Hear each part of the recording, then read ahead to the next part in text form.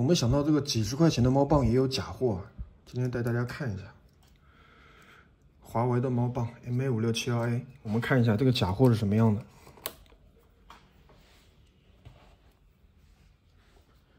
等它开机大概是2分钟，这边的灯亮就开机成功了。现在已经启动成功了，等一下。好，我们进入后台了。然后我们看一下它的问题出在什么地方啊？这个系统我已经观察过很长时间了，这个系统和我们通常见到的系统不一样，这个固件版本号这里比较乱，然后在下面这个互操作版本是2025年3月15日315版本的固件，让人感觉是不是很正规，不会有假货？但实际上它有个最大的问题 ，CPU 温度。我也是看那个温度发现问题的，这个温度始终是50度左右。现在的我这里环境温度其实已经很高了，我这里环境温度已经是25、6度了。这个华为的猫棒一直是比较高的，但是它温度为什么只有40几度、50度呢？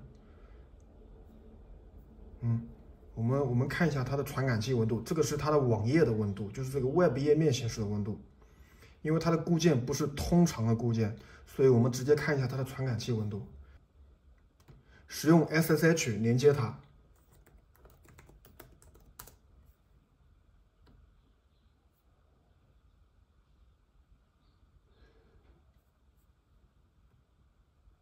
用户名是 root， 密码是没有。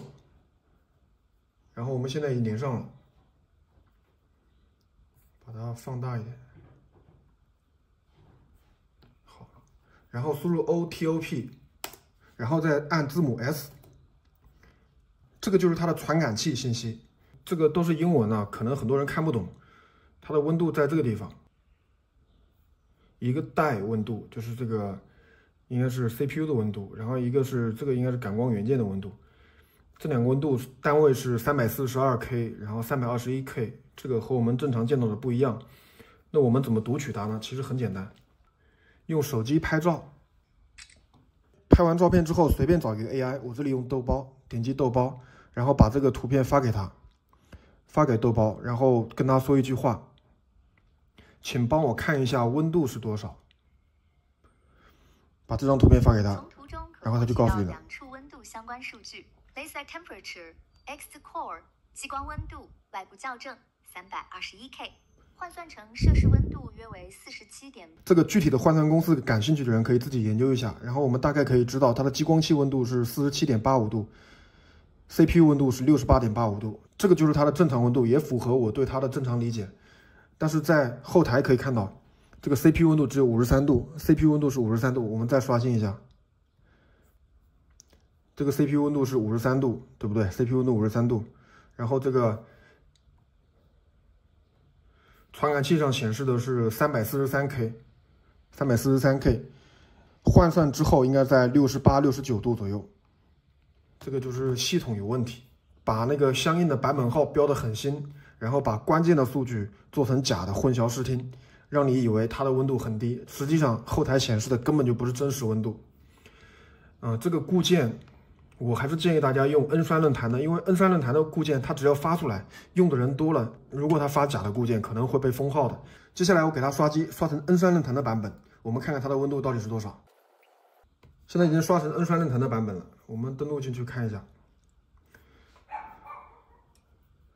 首先可以显示出它的主机型号 G010S-P。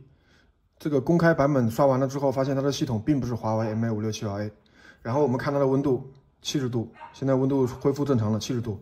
然后我们再看一下传感器，这个就是它的传感器界面。然后我们再看一下它的温度是多少，帮我看一下温度是多少。这边是68.85度，45度就是69度。然后激光器的温度48.85度。我们对比一下网页，68.85度。约等于69度，这边显示48.85度，激光器的温度约等于49度，所以这里的温度与页面的温度是一致的，所以这个页面显示的就是真实的温度。其实这个机器也是假的。其实经常用华为光模块的人看这个标签应该一眼假，看过华为光模块比较多的人，你会发现它的这个华为的标其实和正常的标是不一样的。不管是华为的猫棒还是其他的华为光模块，这个华为上面这几个字，它不是字母，它是一个 logo， 相当于 logo， 它是与正常的字母是不一样的。比如说这个维的这个 E 这个字母，它这个 E 是一个半圆，这一撇是半圆，然后加一横。然后我们看看它的 E， 这个是个很明显的错误。还有另外它这个做工太差了。一般来说，印刷标签它是上下基本上是个等间距，就是上面留一点空，下面留一点空。它这个是顶头写，然后下面这个空比较大，这个最基本的居中都没有做到。然后呢，我们还可以通过华为的 APP 来扫码识别。手机安装这个华为企业服务 APP， 接下来我们使用华为的企业服务 APP， 然后点击首页。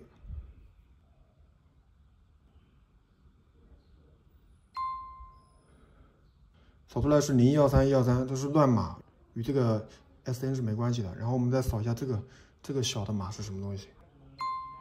好，现在锁的是这一边，这边也是113，这个很明显是假的，就是它的这个2个二维码是假的，然后这个标签上的华为这个字母也是与正常的华为 logo 是不一样的。我们再看一下华为的正品是什么样的，这个标签就是华为正品的标签。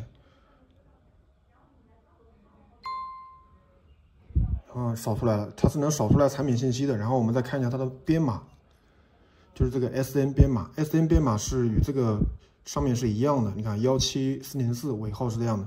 然后我们再扫一下这个正方形的这个码，好，正方形的码扫出来也是一样的17404，这个是正品的。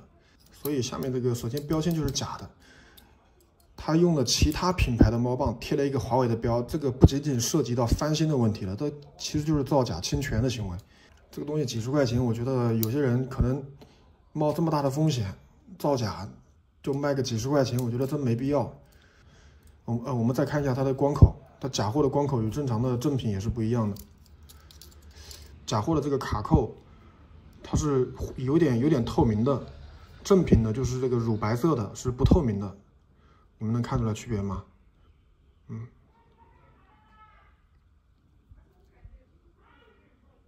好，这大概就是这个样子。我觉得，如果你有能力打印这个标签，有能力做这个假的固件、假的系统，你把你的能力用在正道上，不要找这种歪门邪道。造假一旦被抓到，是要进去踩缝纫机的。